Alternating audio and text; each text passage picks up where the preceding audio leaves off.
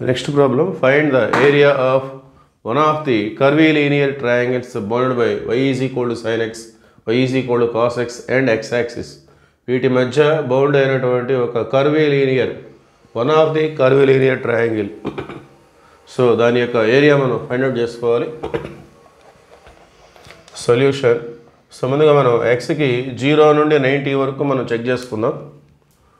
So 0 π/4 π/2.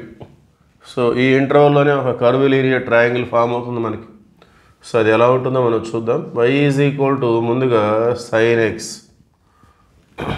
So sin 0 అంటే 0, sin 45 1/2, sin 90 అనేది 1.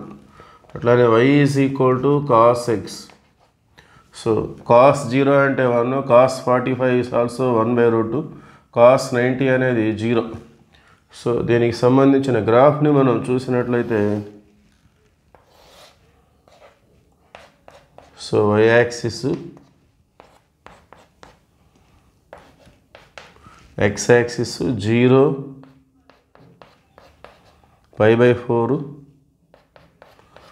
π/2. 45 difference నేను మెయింటైన్ చేస్తాను. నేను తీసుకుందే 0 to 90 అంతవరకే తీసుకున్నాను. సో మ్యాక్సిమం వాల్యూ వచ్చేసి సైన్ అయినా కాస్ అయినా +1. ఓకే.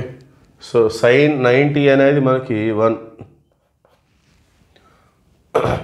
cos 0 అనేది 1.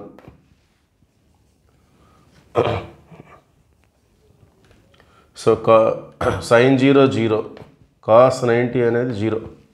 సో sin అనేది 0తో స్టార్ట్ అయ్యి 1 దగ్గరికి వెళ్ళిపోయింది. సో cos అనేది 1తో స్టార్ట్ అయ్యి 0 దగ్గరికి వెళ్ళింది. So this is the intersection point. So ఈ 2 కర్వ్స్ ఇక్కడ మనకి ఇంటర్సెక్ట్ అయ్యి π/4 దగ్గర. సో మనం దీన్ని 2 రీజియన్స్గా, టోటల్ రీజియన్ ఇది. సో ఈ రీజియన్ మనం ఫైండ్ అవుట్ చేసుకోవాలి. సో ఈ రీజియన్ మనం 2గా డివైడ్ చేసుకోవచ్చు, ఎందుకంటే ఇక్కడ ఇంటర్సెక్ట్ అయింది కాబట్టి π/4 దగ్గర. 0 to π/4 ఒక ఇంటిగ్రల్, π/4 నుండి π/2 ఇంకొక ఇంటిగ్రల్. సో మరి 0 to π/4 ఏం తీసుకోవాలి?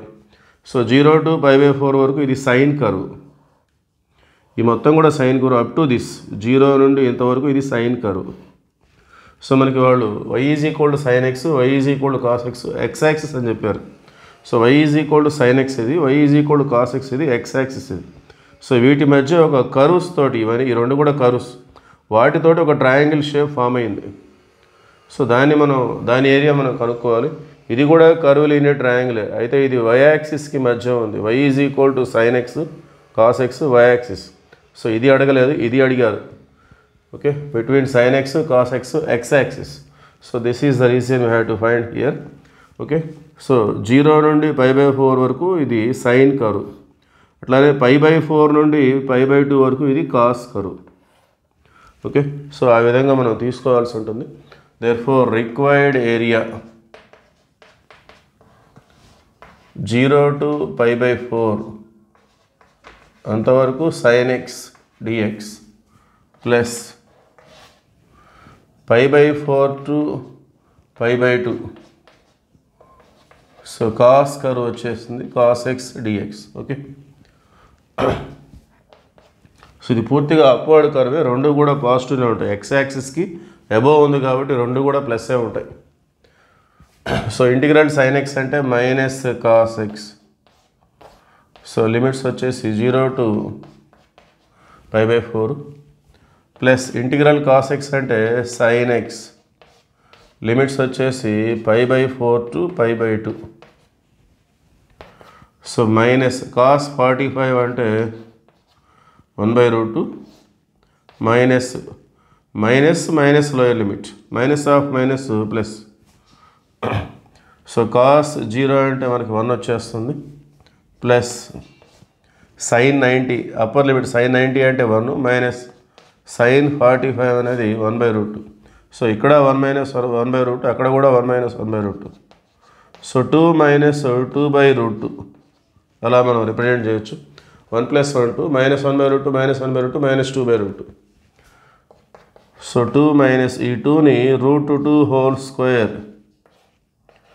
సో డినామినేటర్లో ఒక రూట్ టూ క్యాన్సిల్ అయిపోతే finally it is equal to 2 minus root 2 square units. So that is the required area. Okay, thank you.